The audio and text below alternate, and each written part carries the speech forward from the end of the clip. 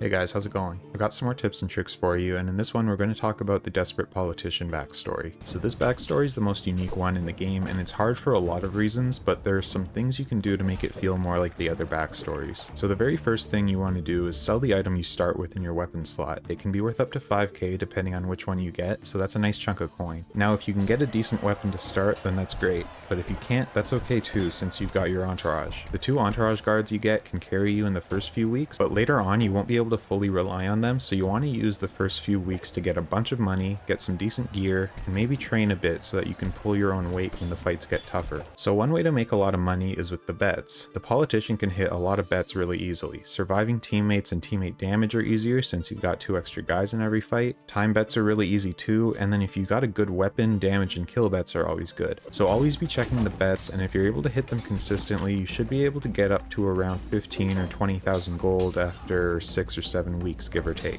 Another great way to make money, as always, is the 1v many, and of course with your entourage it isn't actually 1v many, so if you like your odds there, you can definitely go for that. If you do try some of these, it's important that you actively contribute to the fight. Your entourage is most likely not going to get it done on their own, and the last thing you want is to actually end up in a real 1v many. You don't have to fight anyone straight up, hit and run is fine, just make sure you're getting some good hits and doing damage. And of course it's also fine to take the easier fights, and really I'd recommend it since you'll probably have more money than usual anyway, and 1v minis can really go bad in a hurry with only 50 health. The nice thing about 50 health though is that you won't have to spend too much on healing. Now once you've got some money, you want to get your gear obviously. I really recommend getting a shield. Desperate Politician isn't really the backstory you want to decide to use a two-hander on. Get a good shield and ideally a spear if you want to be as safe as possible, though a good sword will do just fine. Once you got those, I'd use any leftover money to get the best armor available and upgrade it as you go. I prefer to start with the shield rather than the armor because a shield is just going to protect you better than 1 or 2 pieces of armor if you use it right.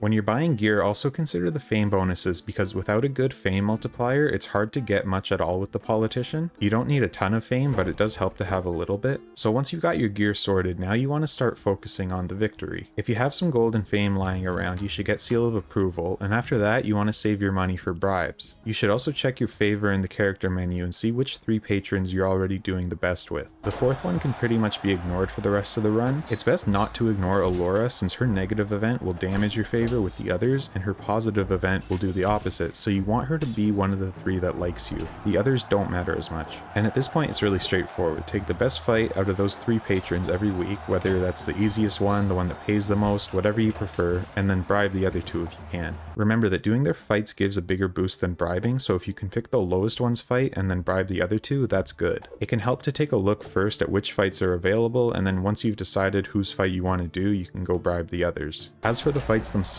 again, you don't want to play scared. You want to treat it mostly like you would with another backstory and be an active fighter because you're always going to be more capable than the bots. By the time you're getting to the late game, your stats should be pretty decent if you've been training, and if you've got good gear, it really isn't so different from the other backstories, so don't trick yourself into thinking you're too weak. But do be a little smart about it because 50 HP isn't a lot at the end of the day. If you do take a big hit, back off a little bit if you can and let the entourage step in. It's a lot easier for them to finish off an enemy that you already damaged for 80% of their health than it is for them to do that 80%. If you're more active to start the fight, that also reduces the chances of it going bad. You don't want to sit around at the start and have a bunch of your guys die because then you'll really have to work hard and you won't be able to back off if you need to. So try to go fast out the gate and slow down later if you need to. And that's that. Keep up with the fights and the bribes and you'll reach 90% with the 3 patrons for the victory. If you want more general tips or in-fight tips, go check out my other tips and tricks videos. There's a ton of stuff in those, and make sure to subscribe if you want to see some more of these backstory guides because I'll be doing one for each backstory. And as always, thanks for watching, hope you enjoyed, and I'll see you next time.